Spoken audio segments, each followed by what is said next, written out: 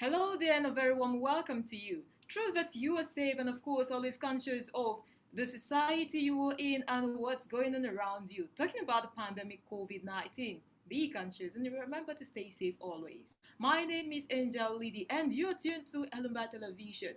And today we've got yet another interesting gist for you. You want to know what this is? I'll tell you just in a moment. Head straight to Instagram and follow our Instagram page.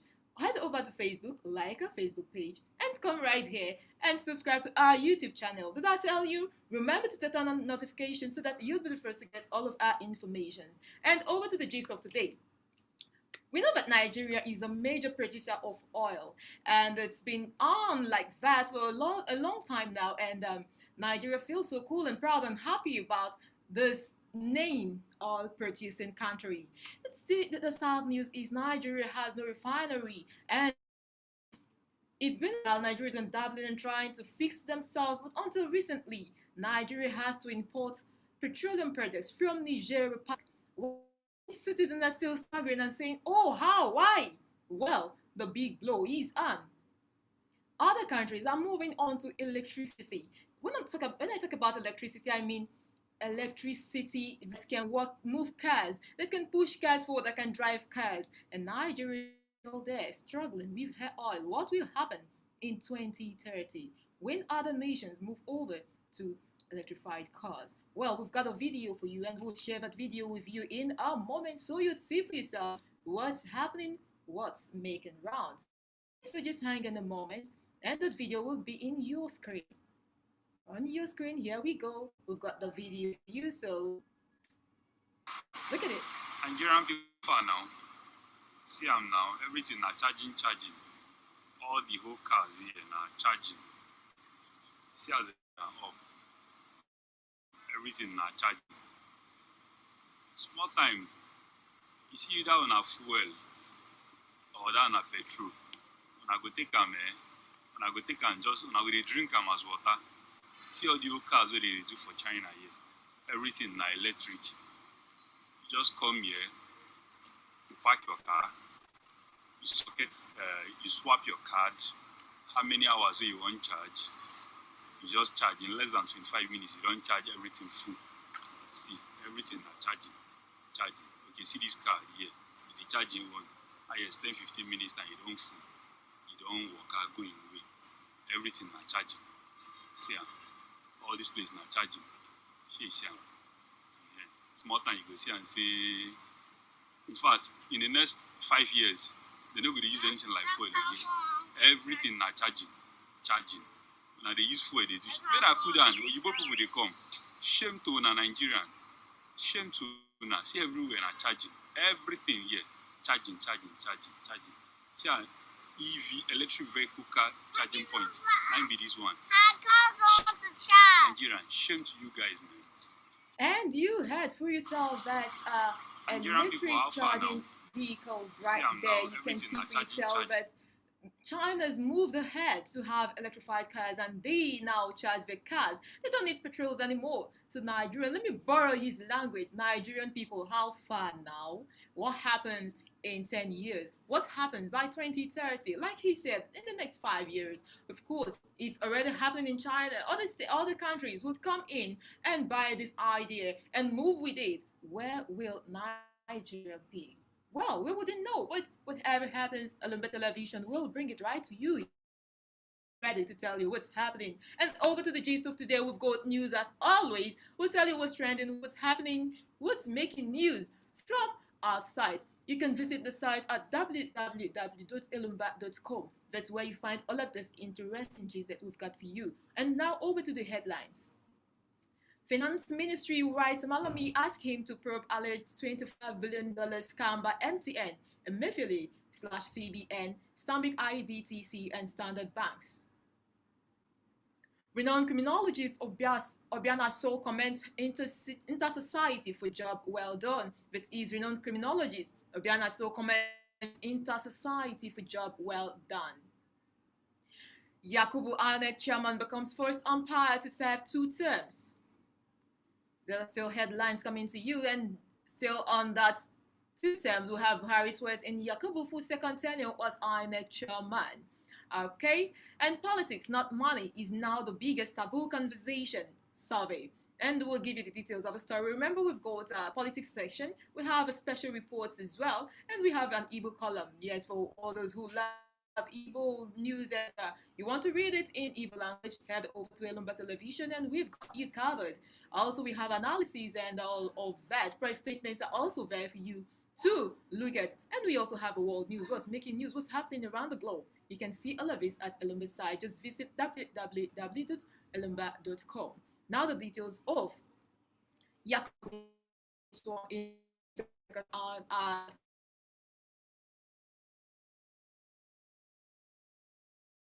viewership, unlike his so Professor Mahmoud Yakubu, Independent National Electoral Commission (INEC) is the country's first electoral umpire to serve 2 terms, as Buhari swears him in ongoing Federal Executive Council meeting in Abuja.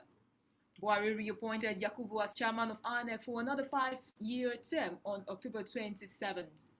At the ongoing FEC meeting, Vice President Yesi Binjo, Secretary to the Government of the Federation, Bas Mustafa, Chief of Staff Ibrahim Gambari, National Security Advisor Major General Bangana Mangunu, retired, are physically present.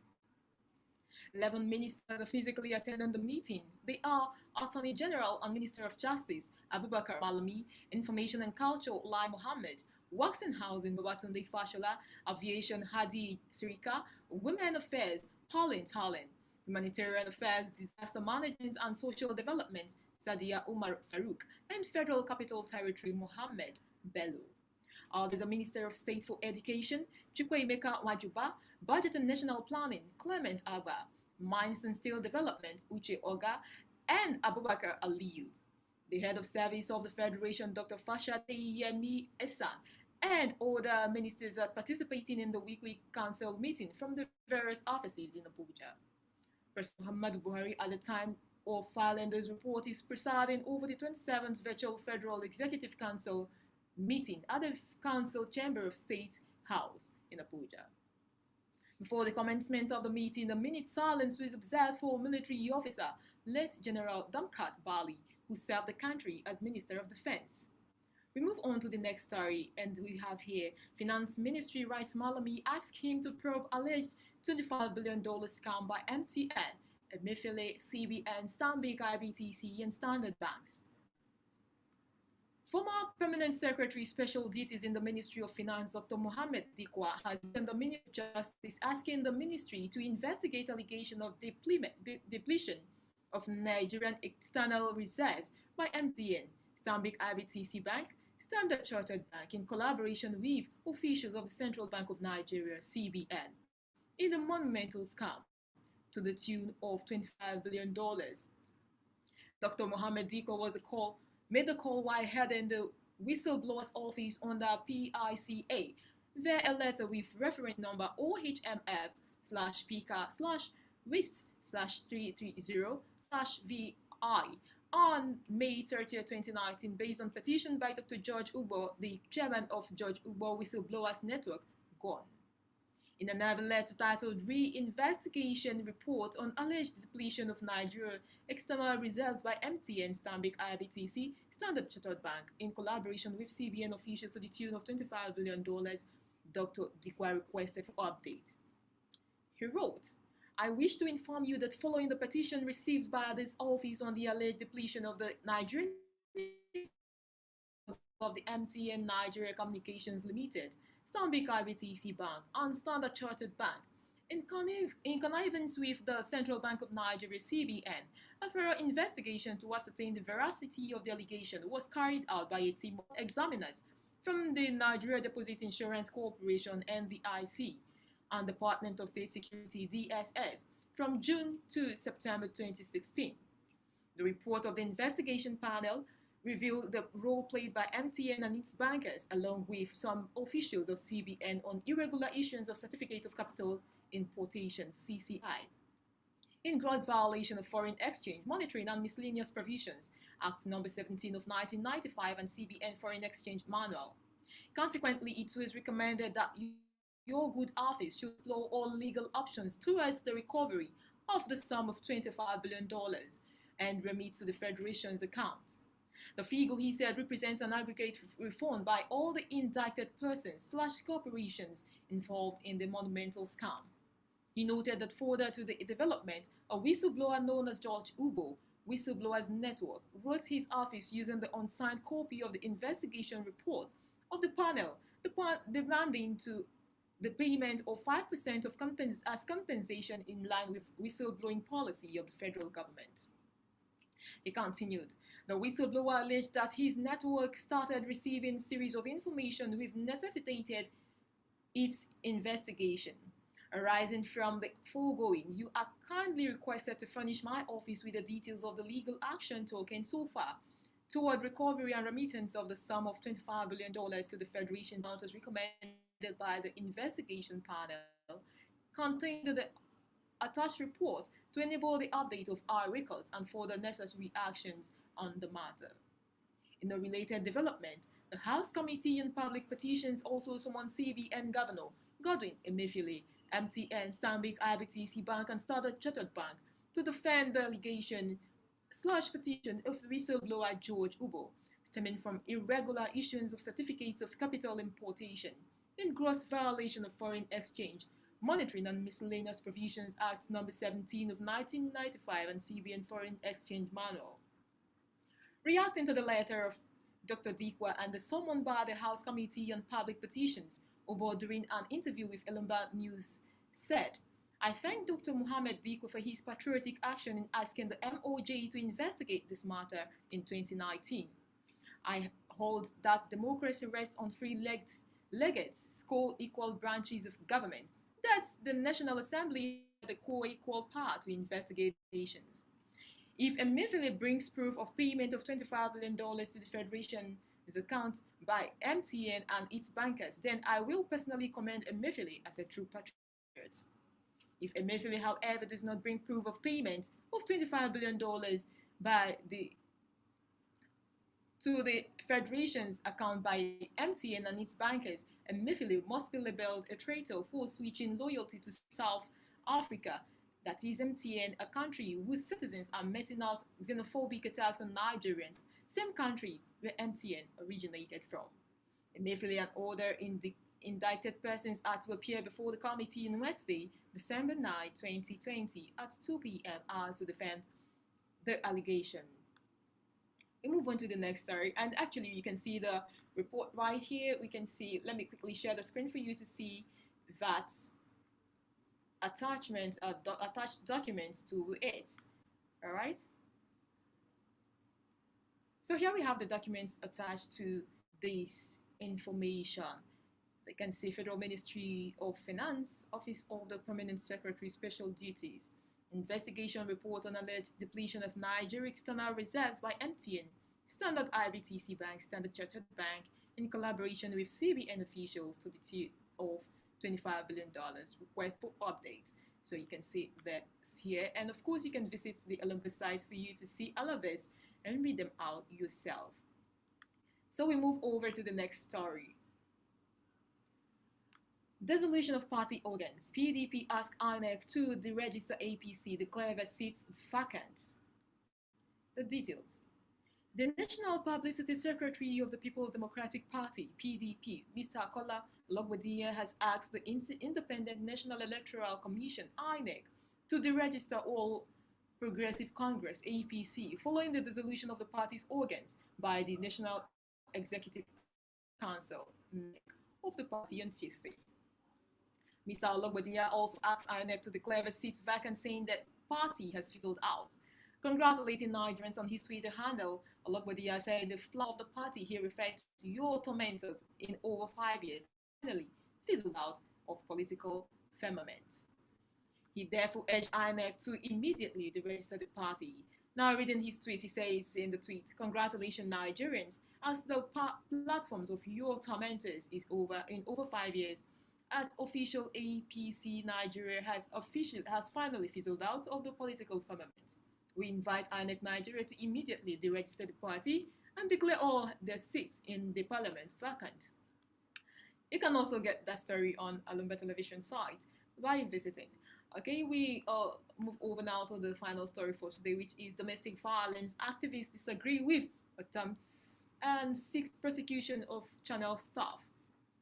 A human rights activist and author, Comrade Paul Ikechukwu Njoku, has disagreed with the outcome of the reconciliation between the executive governor of Benue State, Samuel Otom, Dr. Ifenywa Angbo, and her husband, Mr. Pius Angbo of the channel's television. Recall that Elumba News reported that an Imo State-based medical practitioner, Dr. Mrs. Ifenywa Angbo, who is married to her Benue State-born heartthrob and a staffer of Channels Television, Mr. Pius Angbo, in her viral short video, exposed her paralyzed, bleeding face. She cried out loud that her husband always beat her black and blue for telling him not to spend money on women, but to save for the education of their children. We also have the pictures right here on our site. So let me quickly share that picture with you, and we continue with next.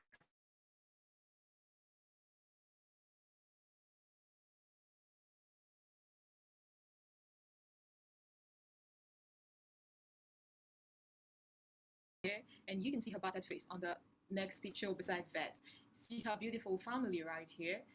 She has 3 children, and we can also see her very heavy tummy with her husband right there in this older photo. Okay, so these are the pictures of the family, the Angbos.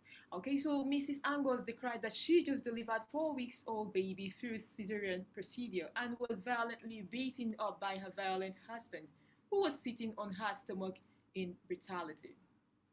According to her, this is a 4th child and 6 years in the marriage, and not the first time the husband does violate her, as she revealed that her husband physically assaulted her when she was 8 months pregnant.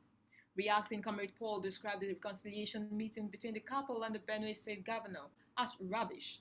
In his words, Mr. Njoku stated, "This is rubbish. It is a clear case of domestic and gender-based violence. This is a state and constitutional offense beyond sympathy and irrational emotions. Punishment must be meted out to forestall incident occurrence.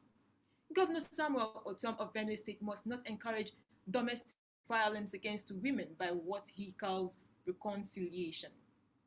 So many women are emotionally and physically abused and assaulted by men in Nigeria.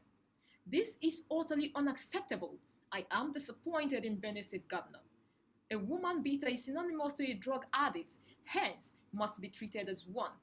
Mr. Angbo should be arrested and prosecuted according to the law, otherwise any woman who kills a man in the case of domestic violence via self-defense should be pardoned too. Domestic violence is a violation of fundamental human rights which the Nigerian Constitution is against. Protection against domestic violence law was also passed in 2007, including Benue State amongst other states in Nigeria. Violence Against Persons Prohibition Act is a law also passed in 2015 which covers issues on sexual abuse, rape, domestic violence, and other related crimes. And that's it. That's what we've got for you today on Elumba Television. Do not forget to visit our site, and that is, of course, at www.elumbatelevision.com. And you can also follow us on Instagram at Elumba Television, like our Facebook page, and then subscribe to our YouTube channel. Turn on the notification so you'd get information whenever we come up here with information just for you. We're always ready to give you updates. And tomorrow we'll be right here, same time, to give you updates on what's happening, what's trending, what's making news, and of course, we'll look out for what you would love. So people, subscribe to this channel and turn on notification. Until I come your way again, I am Angel Lady, saying many thanks.